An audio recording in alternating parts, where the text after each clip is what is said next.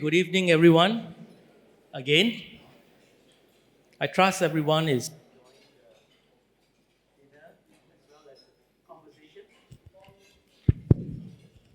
I trust everyone is enjoying your dinner and good conversation all round. Now we have come to the highlight of tonight's event.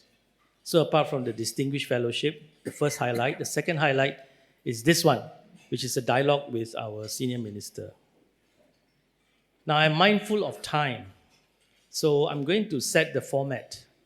In the format I'll explain to you is that I will be carrying on the dialogue. I will be asking a series of questions to Senior Minister.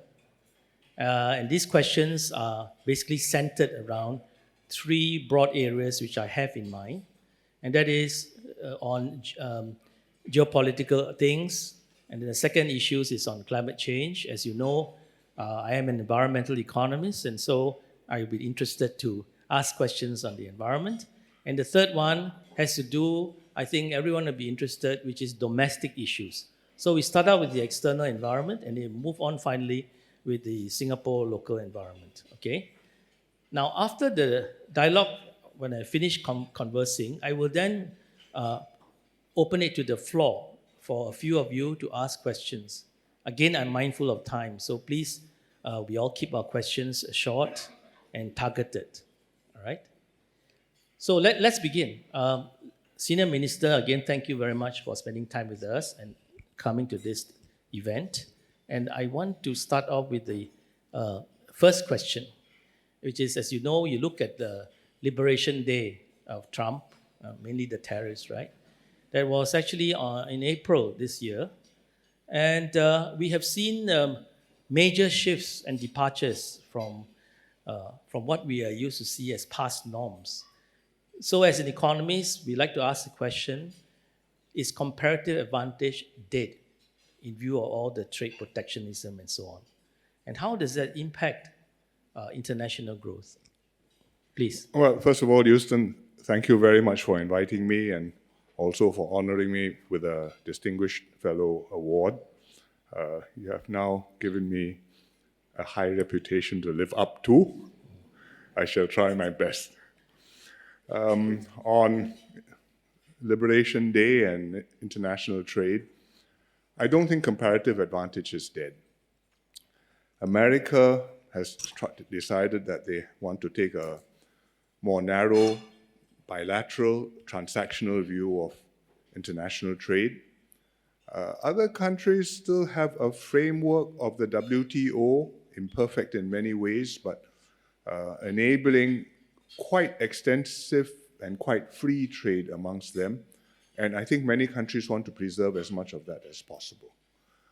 We will have to see whether that's possible, because when you have one of the biggest economies in the world taking a radically different approach and really not just withdrawing from, but expressing its disapproval of the WTO system, that will have repercussions, and we will have to see how the eventual situation shakes out.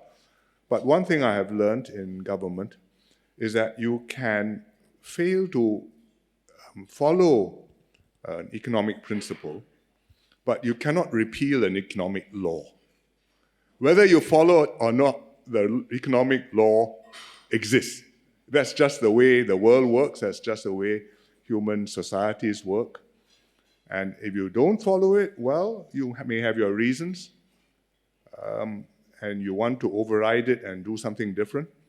But market forces, incentives for people to act in certain ways in their own interest, for countries to act in their own interest, are very powerful and very difficult to just chop off. You close here, it pops up somewhere else. You close there, it pops up somewhere else again. You think you've achieved an objective, something else happens and you're chasing your tail. So I think that we are certainly, from an economic point of view, worse off now than before the 2nd of April, globally. But it's yet to be seen how things will turn out. So I'm glad you mentioned that, well, you said that comparative advantage is still on, but it is evolving. I think it's evolving. And what do you think what is the new framework on the global economy? And what can we do in Singapore too? I suppose the best framework is the world temporarily -1. Meaning the framework mostly remains. America, it still has to do business with the world. You still need rare earths. You still need all sorts of things from the other countries. But, well, for the time being, you wish the rules were different and you're trying your best to change it. Temporarily, meaning maybe at some point they can come back and participate again in a more open and constructive way. But that's the best possible scenario. It may or may not happen. Meanwhile, what can countries do? Well, you can make friends with like-minded partners within a region like ASEAN, within a broader area like the Regional Economic, RCEP, Regional Comprehensive Economic Partnership, or with economies which complement each other and have a broader range like the CPTPP. And I think we can also work together on the WTO framework, like-minded countries, how to make the WTO work without being paralyzed by consensus gridlock, which has been one of the big problems, whether or not the Americans are part of the party. And to be able to participate and have enough of a consensus of countries to say we move ahead. Not everybody is along, and some countries are not comfortable. Well, that's all right. The rest of us, let's move ahead. And we've got some progress on that in a few modest areas, and I hope that more of that can be done. We should try and make the multilateral framework less bad rather than write it off. I think however much we like economic principles to apply and how much we worship economics actually, but we are limited by geopolitical constraints as always. So these are a reminder to us that that we have to work within the political constraints as well, not just focusing on economic efficiency. But this suggests that we need a lot of diversification, all right, in terms of diversifying out of our reliance to the usual sources like for the US and so on. There are lots of markets which are unexplored at this point in time, and I think this gives us an opportunity to look at all these markets. We should do that. You should diversify within the region. You should diversify to fresh markets. Latin America, we have talked about, hasn't gone very far with us yet. The African continent is a very diverse continent. It's 50 plus countries, but some of them are promising. And we should explore all these new opportunities. Precisely.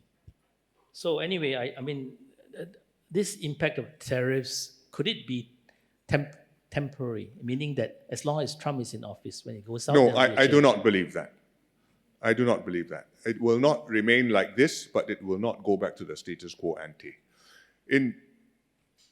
In trade policy, in economic policy, once you make a move, you can't take it back.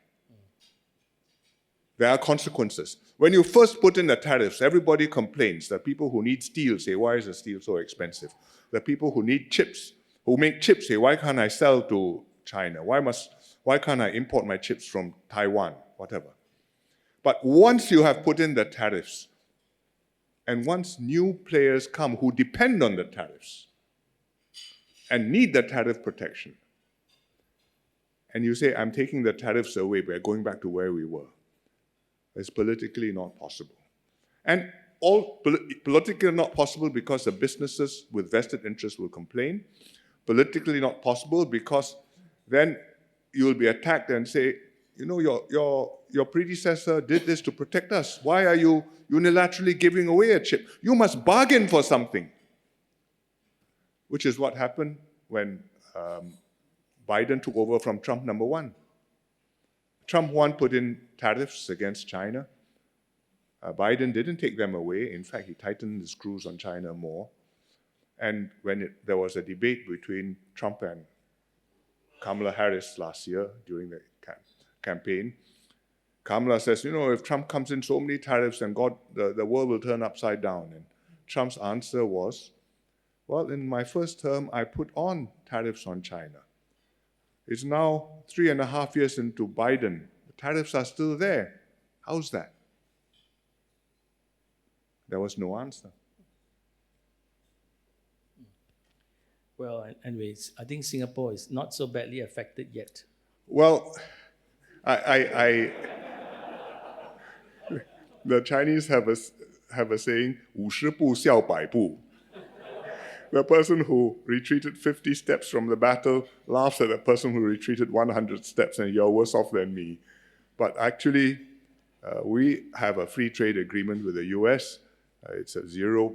We have imports from the US, 0% tariff. Now the US has decided that Singapore has 10% tariffs, like everybody else, and we console ourselves that that's the best rate, and we hope that we stay there. I suppose if you treat the world as the way it is, and ask, could it be worse? It could be worse, but is it better than we were before? I am more skeptical. Okay. All right. I think there's a lot to be said on tariffs and so on. I want to move on to this another related concept to the external environment, which is the subject of global warming. Global warming and climate change has always challenged us meaning mankind. And in fact, right now, it's even worse because we have all this deglobalization, trade, all this protectionism, non-global cooperation, where we need global cooperation for something as widely and broadly, and the whole world must be involved, but we are not having it. So we are retreating. So a few countries have managed to get together and they say, let's try to do something. But I don't think that's enough. Do you agree? Well, first of all, global warming is an inherently very difficult problem to solve. If you just look at it from an economic perspective, you would call it a global commons problem, meaning it's a resource which we all share, which we all benefit from, but which we are not personally paying for. And you therefore need to solve it by coming together in order to do it collectively. But when you do it collectively, there's always the risk of somebody opting out and saying, sorry, you carry on, I will just free ride on your hard work and your sacrifices and your belt tightening. And that's called a free rider problem. And whether or not one big country opts out from the Paris Agreement, we have the risk of a free rider problem. What do we do about it? Well, in principle, even if one country opts out, the other countries should do the sensible things. And there are some studies which show that China is big enough, even without counting benefits to the rest of the world, just costs and benefits to themselves, they should cut emissions in order to reduce the impact on themselves. What more if it is possible for China, maybe India, maybe EU, maybe Brazil? This is a dream package. But in principle, what more if other countries can come together, like-minded, agree amongst themselves on rules which will reduce their emissions, whether they do a carbon tax or whatever rule, and then have some mechanism to deal with free riders, such as border adjustment tariffs, I think they call it. So that amongst ourselves, we abide by rules. If you're selling into me and you didn't cost your carbon when you want to come into my market, I will tax you. And that way, hopefully, you'll reduce a free rider problem and you can get a bit further. So economically, you can get maybe 3/4 of a solution. But politically, it's very hard because then the other countries will say, look at that fellow, he is free riding on us and I can't quite levy enough price on him. Why should I tighten my belt? In fact, some Southeast Asian countries have already said that. If America is going to be like this, I have to reconsider my commitments. In fact, Singapore has to take a practical view of it, and we have made commitments to go to net zero by 2050 and to go to, I think, half our emissions by a certain date before that. And we have had to say we are doing this on condition everybody else is playing ball. But if other people are not playing ball, then it does not make sense for us to stop breathing in order not to generate CO2. Because even if we did that in Singapore, It won't save the world. That's right. Actually, SM, you're very right. And not many people appreciate this, that Singapore actually is quite exemplary and in our contribution to the global cause. We are contributing only 0.11% of the carbon emissions. So even if we stop everything, it makes not much impact, But yet we are doing it. And we have put in the right measures, I think, with adaptation and so on. We are trying to be a good global citizen. Yes. Do our part so that we are in good standing. We are not free riding on other people. Yes. And we should try and do it in a rational way. We have put in a carbon tax. It's going up. I think it's going to about $50 by 2030.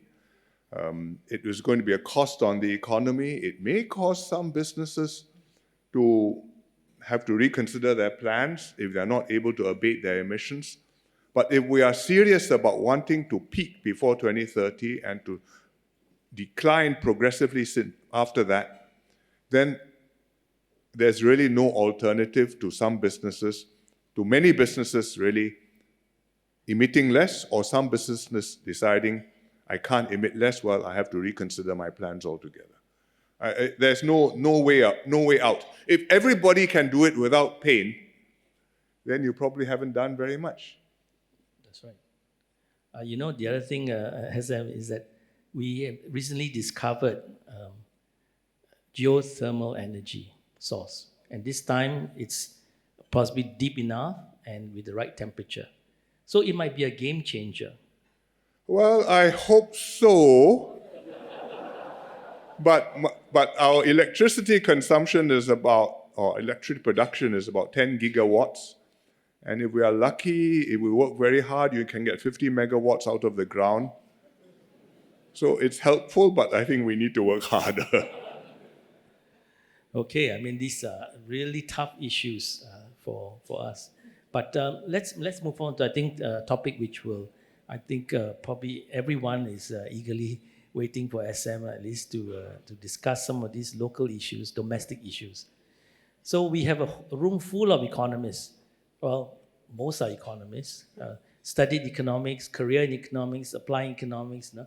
So, SM, do you think understanding economics by government officials, and also by people in general is very important for the country? Yes, of course. So we got SM to say confirmation. Economics is very important. Yes, of course. Not just because I'm here, but that is the reason I'm here. It is not the only perspective on the world, but if you don't understand that, you're going to have a lot of misunderstandings which are going to cause you a lot of problems. Mm-hmm. In the government, many of the ministries must understand the economic forces at work and consequences of what they are doing. It's not just MTI and MOF, but MSE, looking after climate and water supplies.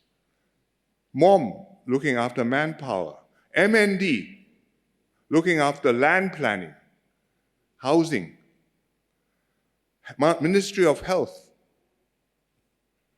All of the ministries actually ought to have inside them somewhere in their thinking inner core an element of economic input so that they can understand the economic forces at work, what are the incentives they have to deal with, what are the externalities of their policies, how they can use market forces and harness these incentives rather than disregarding the market forces and say, you just stop doing that and think that that solves the problem. Mm.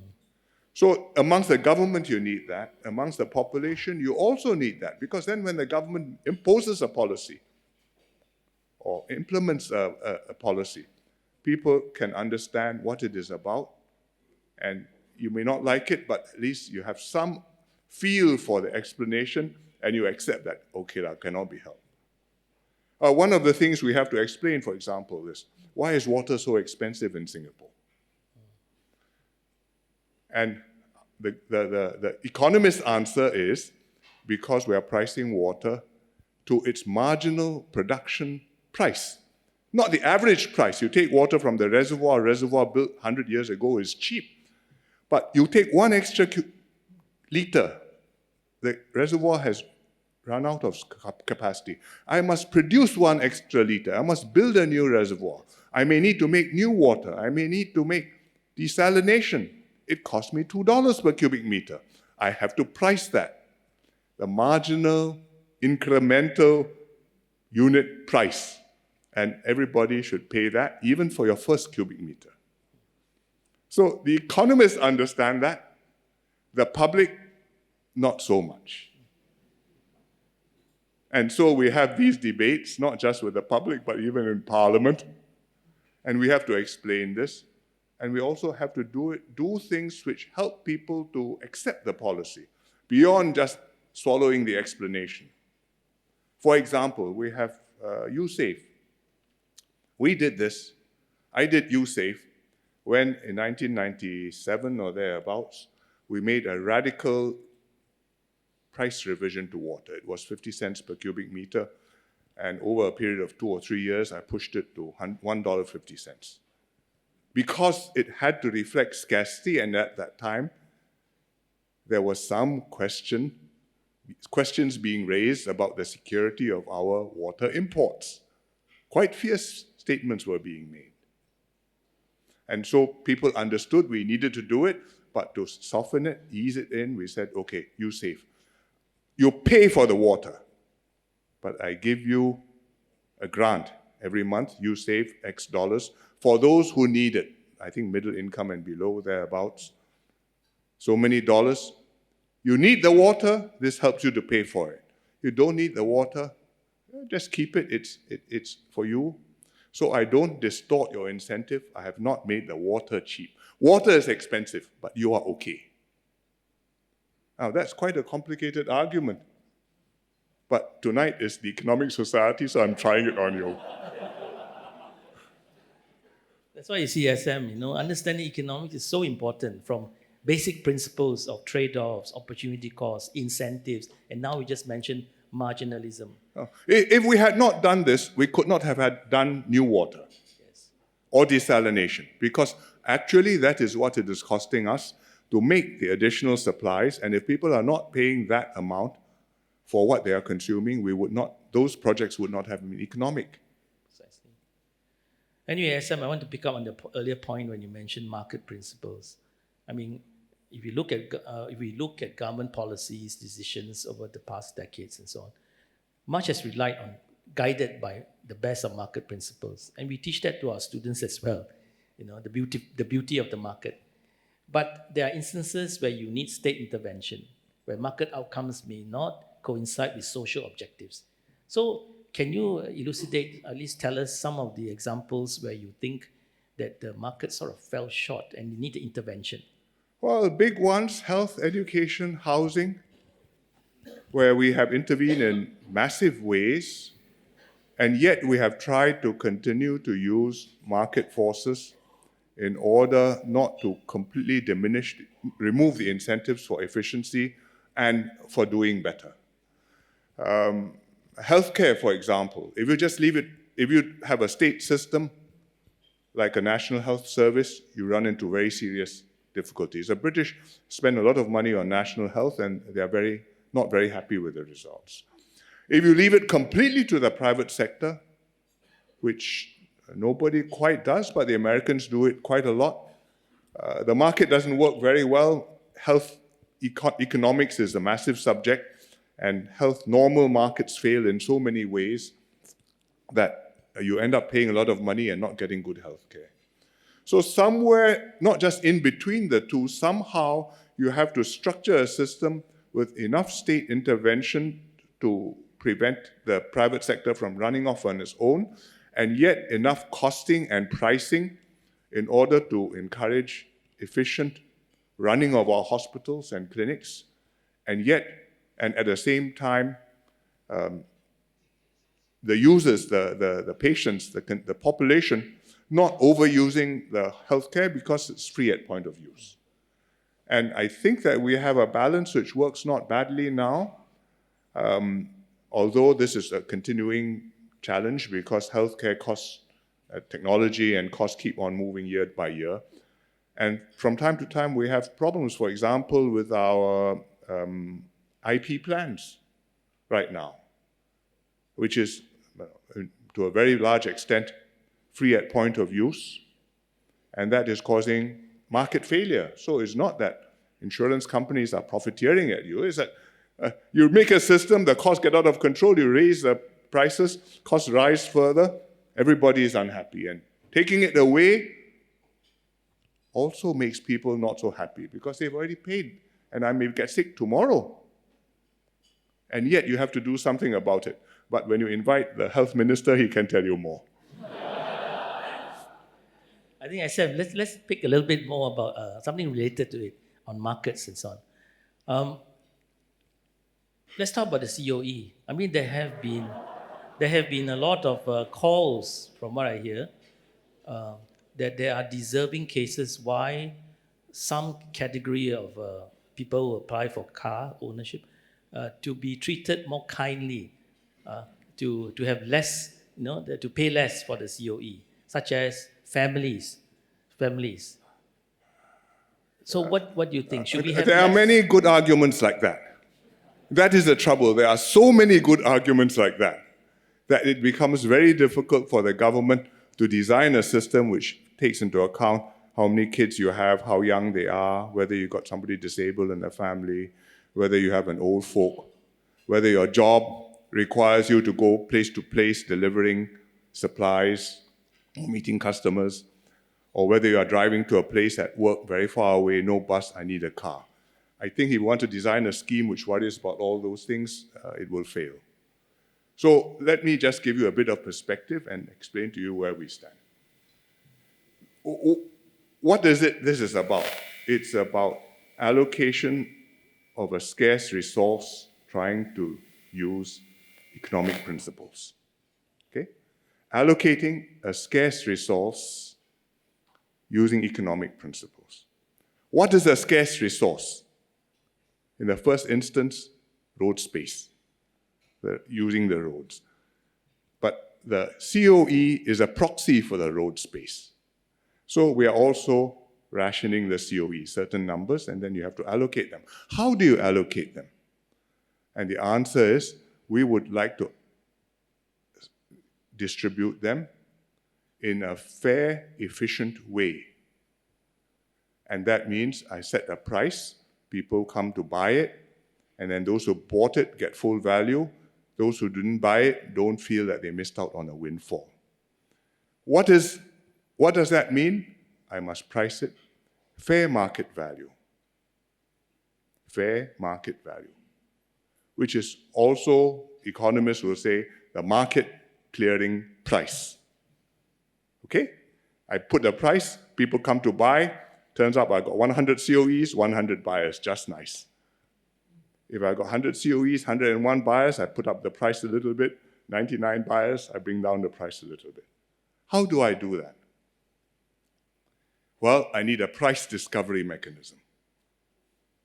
Now, those of you in the finance business will know what is price discovery. When companies issue shares or bonds, you go around, you make the market, you make an estimate, well, that's where the market roughly is. What is our price discovery mechanism?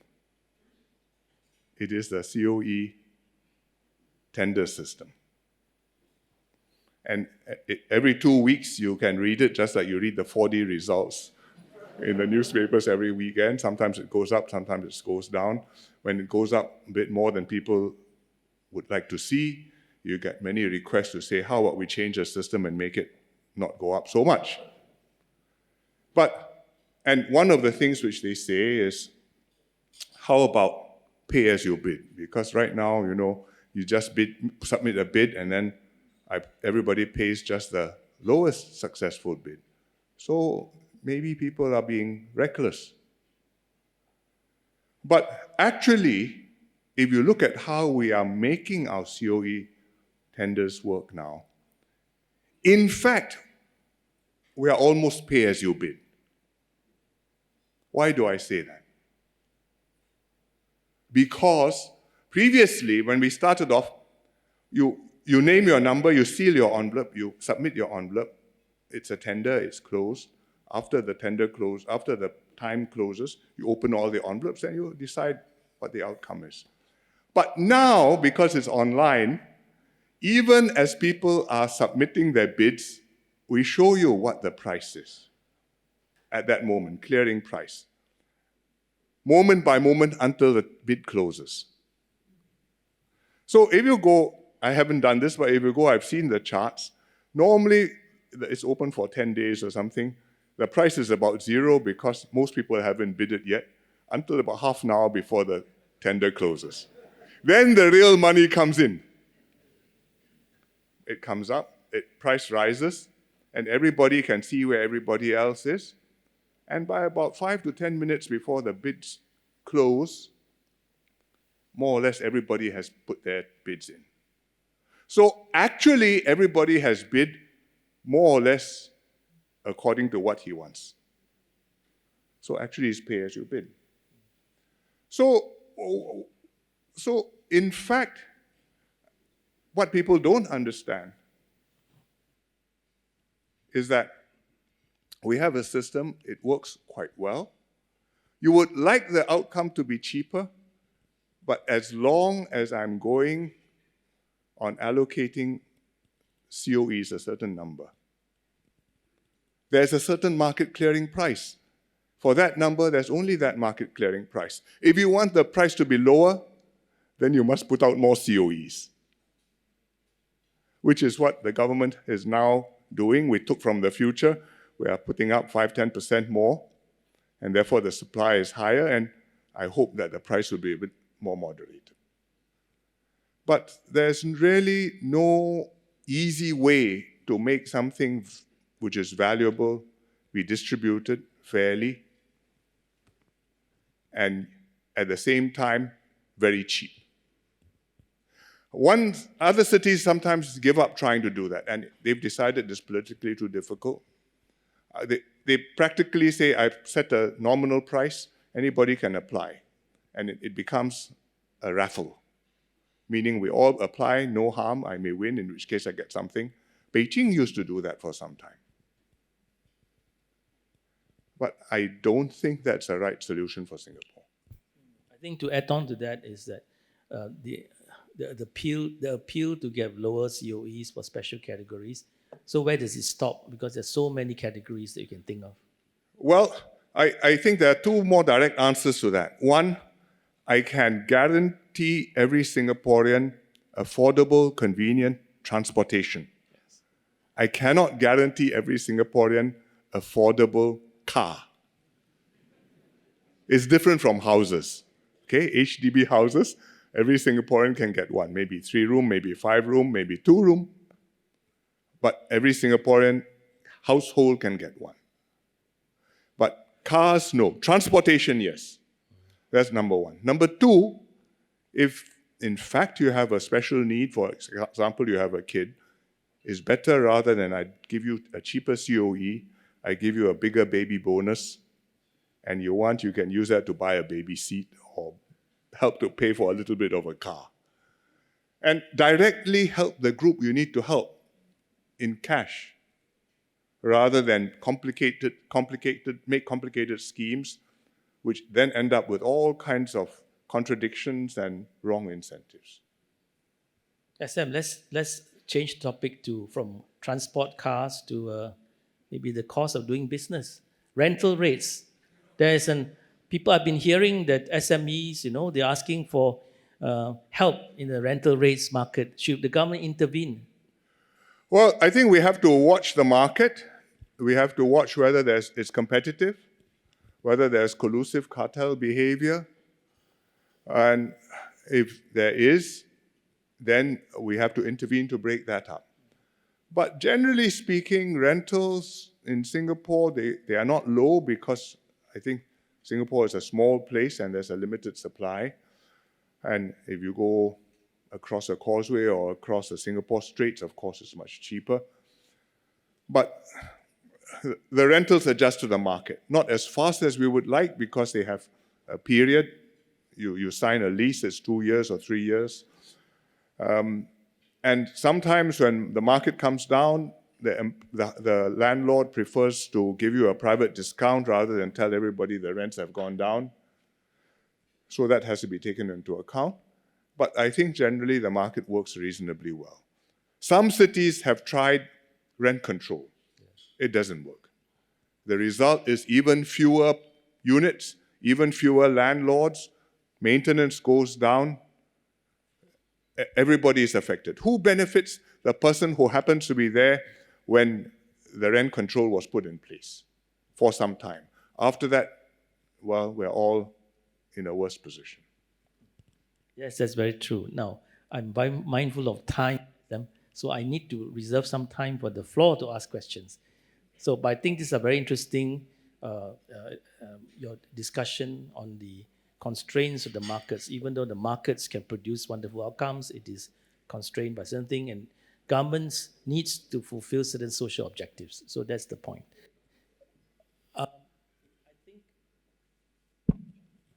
I think we just have enough time for a few questions.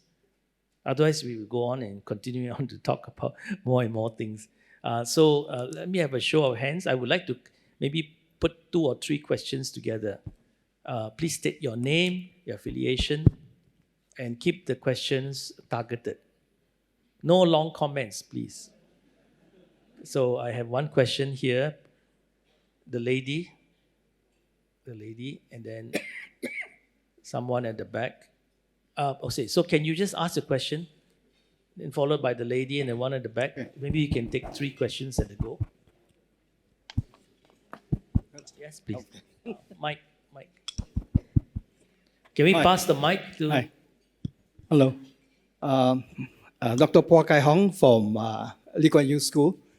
Can I just ask this question? 25 years ago, you actually mentioned at the National Day speech that we'll kick the can down the road, That's because of healthcare. And healthcare has a big problem now here in Singapore with the aging of the population and so on. And so with what's your comment about the distribution of healthcare of 80% to 20% now is going to 90% public healthcare because of the problems in the private healthcare right now? Okay, so one is on healthcare costs and so on.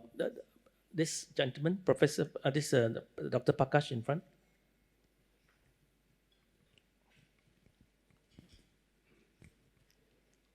Sure. Thanks very much, SM, for those remarks. I think listening to you, some characteristics of, in a way, the part of the success of the Singapore story, which is policymakers are able to think long term, to kind of take risks, to go against the grain. The question I have is, what are the risks that you see of these traits changing? That we become a little bit more short-term, a little bit more risk-averse, moving away from marginal pricing to average pricing. What are the risks of that scenario playing out, and how can we ensure that doesn't happen? Thank you. So the question, one on health, one on risk, changing risk, the lady. Yeah, the one you're raising your hand now, this lady, yes. The mic. Please state your affiliation. Hi, my name is Violetta from GIC. Thank you, Senior Minister. I would like to ask about generative AI. I was wondering what are your thoughts on what the key skills are for the future generations of Singaporeans in the light of this transformative technology in order to kind of stay competitive and resilient in the many decades to come. Thank you. Do you want to take 3 or one Yeah, more? I'll take them. Okay, so SM wants all the 3. Okay, first question on healthcare. I don't remember saying that we should kick any cans down the road. Or maybe I misheard you. But if we kick cans down the road, usually we meet them later on and they become more difficult to handle. And in Singapore, we don't like to do that, because in Singapore, it's quite likely that the person meeting the can down the road will be the same as the person who did the kicking some time ago. And So that's one of the reasons why we raised the GST rate over the last couple of years from 7 to 9%, so as to address healthcare costs rising up. The public-private share of healthcare, whether it should be 80-20, 90-10, you can argue where it needs to be, but I think there's a role for private healthcare in Singapore. And as the minister has said, you also would like to have different models of private healthcare, and we would like to see if we can help to make that happen. That's a kind of influencing the market without intervening, but we will see if we can find some way to help to make that happen. Prakash asked about the risk of leaders becoming short-term and not taking the economic rational approach and just looking for short-term political dividends. That, honestly, is always there. Because most of the time, in most circumstances, it's easier to be a leader who oversimplifies issues and say, I have a good solution. Follow me. This is the way.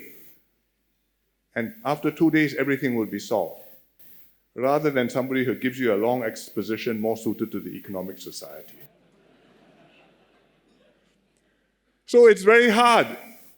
And what you need is somebody who internally understands what the economic society thinks, but publicly is able to express it in terms which are maybe stripped down, maybe simplified, maybe you present it in an analogy, but sufficient for people to accept and to have really is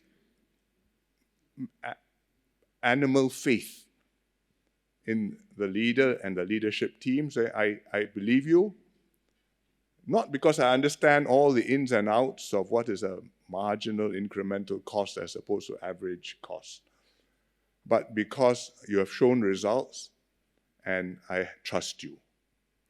And therefore, I give you the benefit of the doubt and I will go along. And I think you have my interest at heart. I would like everybody to learn some economics. I would like everybody to also see it from the perspective of the government looking at the economic problem, which is not the same as an individual looking at the same problem. But really, to have good leadership, you need to have that trust and to be able to have that political debate in the public arena, which is anchored on logic, on realities, on what the evidence shows, as opposed to being based on what is politically expedient. And I speak my book. If I'm in the opposition, I try to propound something which sounds nicer than what the government is prepared to offer. And if I'm in the government, I try to do things which are nicer than what the country really needs. And there is no certainty that Singapore can do that forever. So we just have to know that and therefore conclude, let's try our best to make it last as long as we can. Third, what are the generative AI skills needed? I do not know for sure. The technology is moving very fast. Some people say it's going to shoot through the roof. It's already quite good for a good number of applications. If you are doing medical diagnosis, it's very respectable. If you are doing image processing, it's very good. If you are passing law exams, it's also respectable. But whether that goes to AGI, what do they call it? Automatic General Intelligence. The jury is still out. It may be you carry on in this way and just add more CPUs and processing power and data, you can get there. But it may be that you need further insights and breakthroughs in order to go beyond just what the current statistical models are able to produce. So we can't say, but that what you have already in some professions is already making a big difference, I think that is a fact. And we should, in Singapore, do our best to understand it and how we can use it. Even if I'm not at the leading edge generating the next DeepSeek, I should be able to make use of DeepSeek and other things in order to do our jobs better, deliver services better, be more efficient, be more productive. And I think that is within Singaporeans' capabilities. And we can train Singaporeans to be able to adapt to this and to be able to move either to do their job better using the new tools, or in some cases, if those jobs are no longer there, you're really moving up to do a different job or moving to another industry to do a different job. And that will need a lot of government support. That's one area where to say, I leave it to the market or I leave it to laissez-faire, I don't think it's going to work. We need government resources, encouragement, exhortation.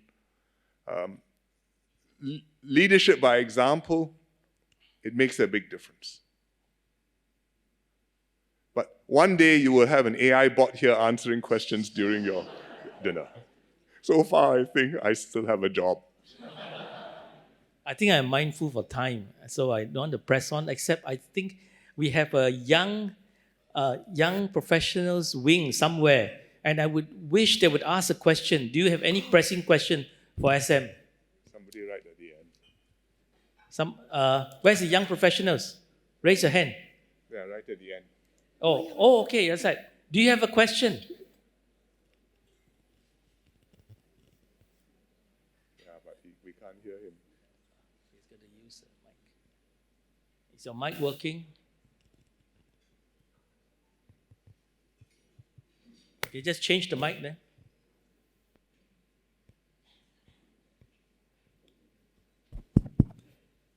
SM Lee, thank you for sharing. My name is Benjamin Lau. I'm the chairman of the ESS Young Professionals Wing, and I'm honored to ask a question on behalf of the Youth Wing. So for many young Singaporeans today, the definition of success is shifting. When I grew up, I've been hearing about earning money, home ownership, and climbing the career ladder. But increasingly, some of us care more about purpose, sustainability, mental health, and making a difference. And this is in addition to earning a lot of money and starting a family. So my question is, how should young Singaporeans define success in today's society? And what mindset should we adopt for the future of Singapore? Thank you. I think it's for the young Singaporeans to define what they would like success to mean. If you're born with all the advantages which your parents' generation didn't have. I mean, if you're 35 years old, 35 years ago was, well, the internet existed, but social media didn't. AI certainly had not made the breakthroughs yet. And it was a completely different world. The cadence was different. In 35 years, our standard of living has gone up in Singapore, probably, I would say, 50, 70%, or at least 50%. Your opportunities for education have gone up from maybe 30% of people going to university, now nearly half the cohort going to university. They come out, there are jobs available for them. And the world's their oyster. You have a Singapore degree from an AU, you can go anywhere in the world and find work. We are in Silicon Valley, we are all over China. You go to deepest Africa, you'll find Singaporeans there. In Rwanda, there's one young lady who's running an advanced chicken farm. No, doing very well. So, what do you want to make of your life? For yourself, for your family, for your country, for your fellow human beings. There are so many things you can do. Don't lie flat.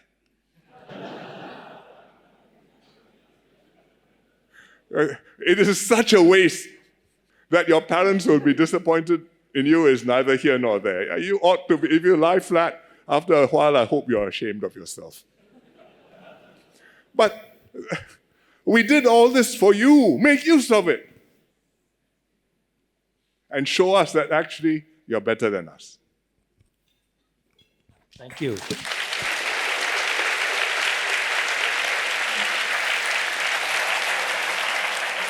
So, don't you think that economics is such an exciting discipline? Even our current Prime Minister is an economist, right? So, I mean, like the youth wing, I would say that you should live, breathe, and think everything economics. So with that, I think let us all thank SM Lee for spending time with us in this dialogue.